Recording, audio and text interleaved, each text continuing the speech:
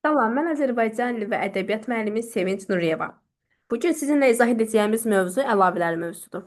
Gəlin görək əlavələr nədir və hansı xüsusiyyətlərə malikdir. Biz əlavələrə belə bir tərif veririk ki, özünün əvvəl gələn üzvün mənasını aydınlaşdıran, konkretləşdirən söz və söz birləşmələrinə əlavə deyilir. Baxın, əlavələr aid olduqları üzvdən sonra gəlir. Həmin üzvün sintaktik funksiyasını daşıyır və ondan fasilə ilə və yaxud da intonasiya vasitəsilə ayrılmış olur. Gəlin bir cümlə yazaq. Bakıda bizim paytaxtımızda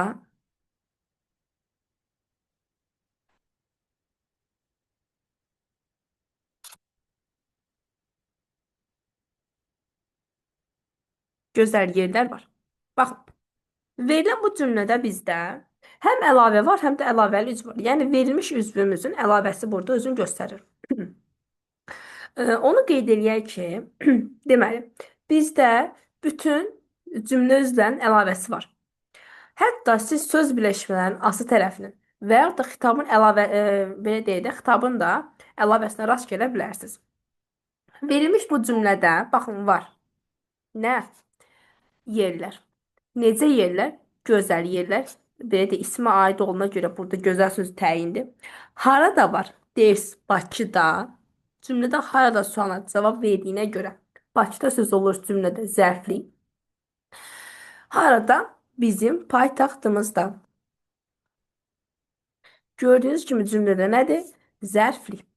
Baxın, burada Bakıda sözü sizdə əlavəli üzv adlanır. Bizim paytaxtımızda söz birləşməsidir və cümlədə nədir? Bakıda zərflinin əlavəsi. Biz dedik ki, əlavə aid olduğu üzvdən sonra gəlir. Həmin sintaktik funksiyanı daşıyır və ondan fasilə və intonasiya vasitəsilə ayrılmış olur. Gəlin mübtədanın əlavəsinə nəzər salaq. Məsələn, mənim bacım Gülzar dərslərində məsuliyyətlidir. Baxın, məsuliyyətlidir. Kim? Mənim bacım. Kim verirsə mənim bacım ifadəsi üçüncü növ təyinli söz birləşməsidir və cümlədə nədir sizdə? Cümlənin mübtədası. Quruluş baxımından mübtədamız bizdə mürəkkəbdir. Bu sizdə oldu nə? Əlavəli üz. Bəs bizim əlavəmiz hardadır? Yadda salın, əlavə aid olduğu üzvdən sonra gəlir. Burada, baxın, sual verin yenə. Məsuliyyətlidir kim? Mənim bacım. Məsuliyyətlidir kim? Gülzar. Kim verirsə Gülzar sözdə sizdə cümlədə nə oldu? Mübtəda oldu. Və mənim bacım mübtədasının əlavəsi kimi işləndi. Yanınızda qalsın. Cümlə üzərinin ən çox qarışdırılan sizdə xəbərin əlavəsi olur. Niyə? Çünki bəzən elə cümlələr var ki, xəbərin əlavəsini orada yer zərfli kimi qeyd edirlər. Bu nə zaman baş verir? Məsələn, sənin yerin bura. Baxın. Verilən bu cümlədə bəzən çox qarışdırılır ki, burada nəyin əlavəsi soruşsalar sizdən, gəlib birinci deyirsiniz zərfli. Çünki burada sənin yerin hara sualına cavab verir burada. Bilirsiniz ki, hara sualı sizdə nəyin sualı ola bilər? Yer zərfinin, yəni cümlə üzrə kimi yer zərfinin sualı ola bilər. Ona görə bunu götürən yer zərfinin əlavəsi. Amma təbii ki, bu yanlış bir belə deyək, yoldur. Nə edirsiniz? Kim verirsə, burada kətdir sözündə dır, üçüncü şəxsin, təkinin şəxs xəbərli şəkilsi özünü göstərmiş olur. Deməli, burada sizdə bir ixtisar var burada. Sənin yerin buradır. Yəni, kənddir. Yəni, burada artıq sizə bura sözü cümlənin nə idi? Xəbəridir. Sadəcə burada üçüncü şəxsə məxsus şəxs xəbərli şəkilsi ixtisar olur. Bu tipli cümlələri asan tapmaq üçün nə edirsiniz? Siz tire işarəsindən sonra gələn belə deyək, cümlə özünə nəzər salırsınız. Əgər ki, cümlədə xəbər vəzifəsində işlənərsə, dır şəxs onu qəbul edərsə, deməli, T-dən əvvəl işləmiş cümlə özündə üçüncü şəxsin şəxs xəbərli şəkildə ixtisara girib. Və siz onu bərpa edirsiniz və tapırsınız ki, burada nəyin əlavəsi işlənmiş olur? Deməli, xəbərin əlavəsi işlənmiş olur. Daha sonra işlənə bilər dedik ki, həm isim birləşmən, həm də fe'li birləşmən asıl tərəfin əlavəsi. Məsələn, gəlin bir isim birləşmə yazaq. Deməli, Nərmin.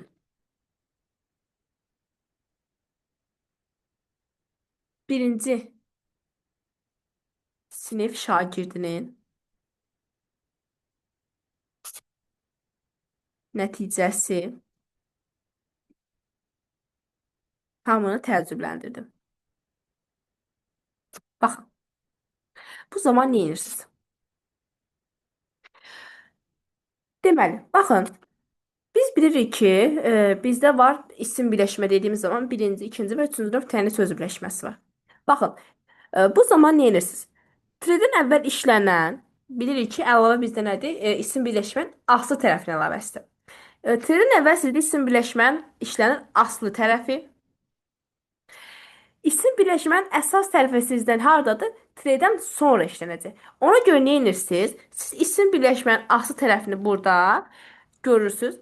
Onun əsas tərəfini gəlib ikinci tərəfdə axtarmağa çalışırsınız. Əgər ki, axtarıb bir yerdə bir məna verəcəksə sizə, artıq burada nədir? Deməli, isim birləşmənin aslı tərəfinin əlavəsi var. Məsələn, Nərminin nəticəsi. Fikir verdinizsə burada Nərminin nəticəsi oldu sizə üçüncü növ təyin söz birləşməsi. Siz burada söz birləşməsinin aslı tərəfin əlavəsini tapırsınız. Nədir sizdə? Birinci sinif şagirdi. Görürsünüz, bax, bu birinci sinif şagirdi nədir?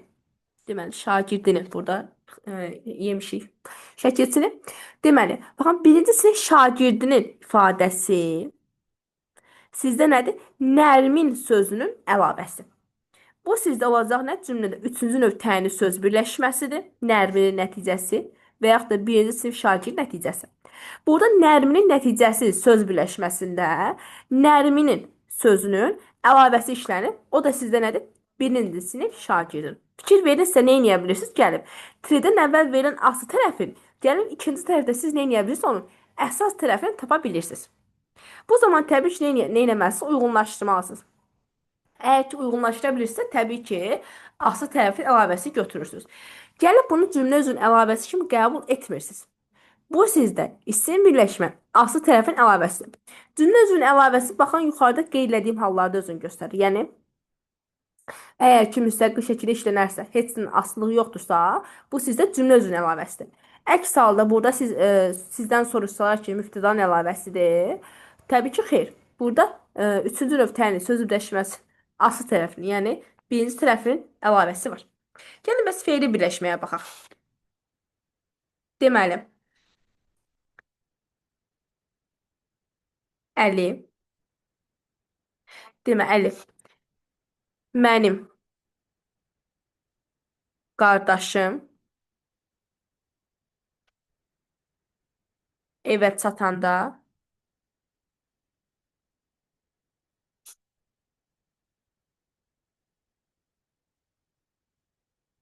deməli, artıq gec idi. Yenə yuxarıdakı qaydanı yenə tətbiq edirsiniz. Çünki bilirik ki, fe'li birləşmədə də bizdə əlavə aslı tərəfinə məxsus olur. Deməli, baxın, mənim qardaşım evə çatanda artıq gec idi. Əlidən söhbət gedir. Gəlirsiniz, T-dən əvvəl verilmiş aslı tərəfli sizdə söz birləşməsi. Bunun T-dən sonra işlənmiş yeri əsas tərəfini tapmağa çalışırsınız. Baxın, Əli çatanda artıq gec idi. Uyğunlaşdı, söz birləşməsi oldu. Mənim qardaşım evə çatanda artıq gec idi. Fikir verirsinizsə, sizdə nədir burada? Əli çatanda, Əli evə çatanda. Söz birləşməsinin aslı tərəfi nəyi var burada? Deməli, əlavəsi var. Bu da nədir sizdə? Əlin əlavəsi nə olacaq sizdə? Mənim qardaşım.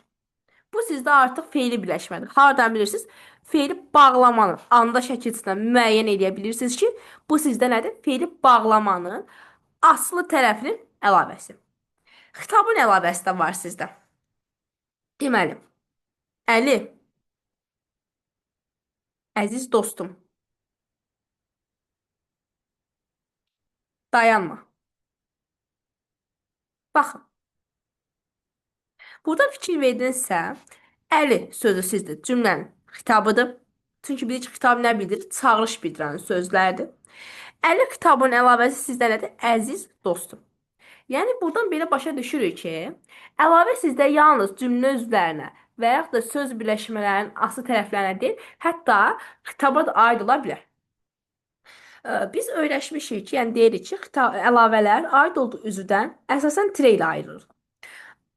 Amma bəzən siz əlavədən əvvəl vergül də qoya bilərsiniz.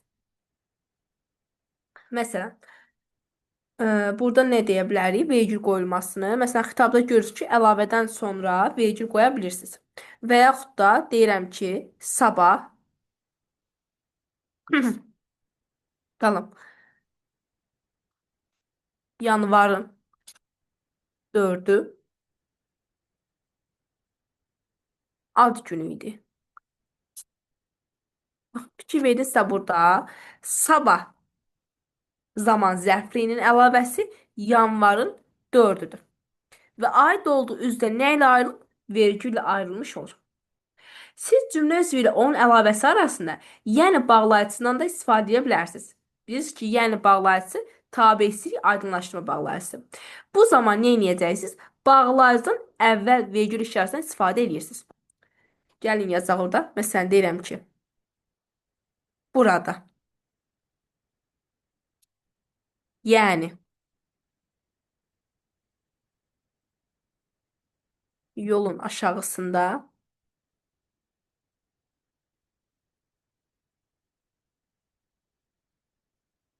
təmir işləri gedir.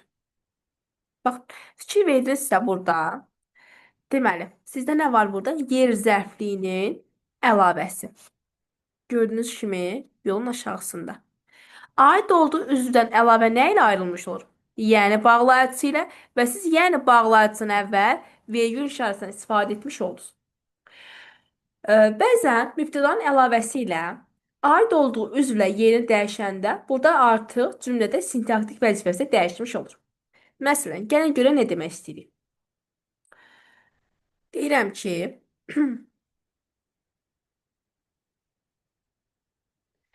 Nizami Gəncəvi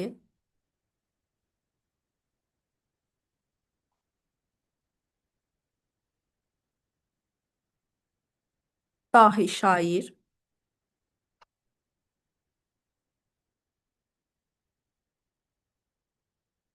həmsə müəllifidir. Baxın, dedi ki, mübtəda əlavəsi ilə aid olduğu üzvlə yerini dəyişəndə bu zaman nə edir? Sintaktik cəhətdən burada artıq bir dəyişiklik özünü göstərir. Gəlin görək necə dəyişir. Baxın. Xəmsə müəllifdir kim? Nizami Gəncəvi. Kim? Dahi şair. Cümlədə nə oldu? Mübtədanın əlavəsi. Gəlin yerini dəyişək. Dahi şair. Nizami Gəncəvi. Xəmsə müəllifidir. Baxın. Xəmsə müəllifidir. Kim? Nizami Gəncəvi. Hansı Nizami Gəncəvi? Şair Nizami Gəncəvi. Hansı şair? Dahi. Fikir verilirsə burada.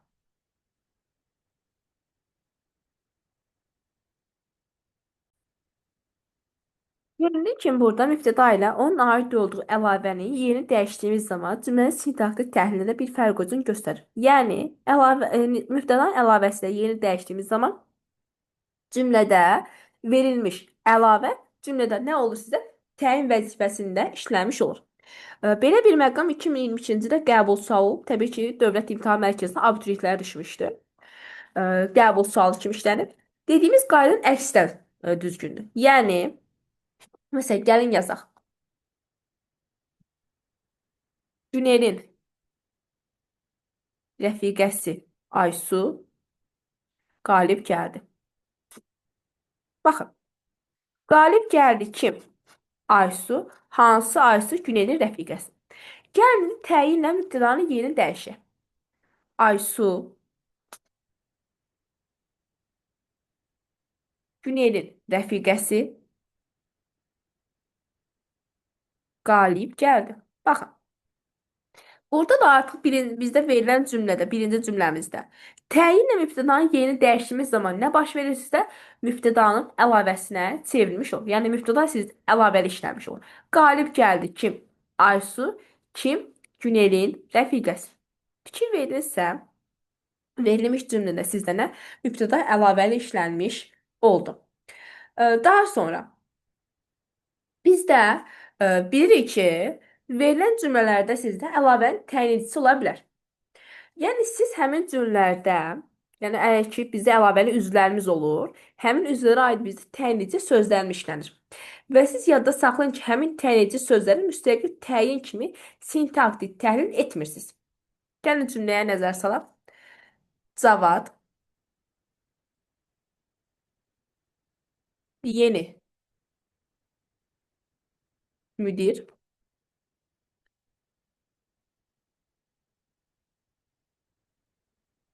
bugün iclas keçirdi. Baxın, iclas keçirdi. Kim? Cavad. Kim? Yeni müdir. Baxın, burada verilən cümlədə bizdə mübtəda və mübtədanın əlavəsi var. Yəni mübtəda əlavəli işlənir. Buradakı yeni sözü sizdə müdir əlavəsini, yəni mübtədanın əlavəsinin təyin edicisidir. Bilirik ki, təyin edici dediyimiz zaman cümlələr önündə təyin vəzifəsində işlənməlidir. Burada yeni sözü normalda. Amma yadda saxlayın ki, cümlədə əgər ki, əlavənin təyin edicisi varsa, siz onu müstəqil söz kimi, təyin kimi sintaktik təyin etmirsiniz. Aid olduğu üzvlə bir yerdə cümlədə nə olacaq? Mübtəda kimi təhlil etmiş olacaqsınız. Gördünüz ki, burada mən yeni sözünü müstəqil olaraq təyin götürmədim. Bir yerdə nə oldu sizdə? Hamısını deməli bütövlükdə mübtəda vəzifəsində işlətmiş oldunuz.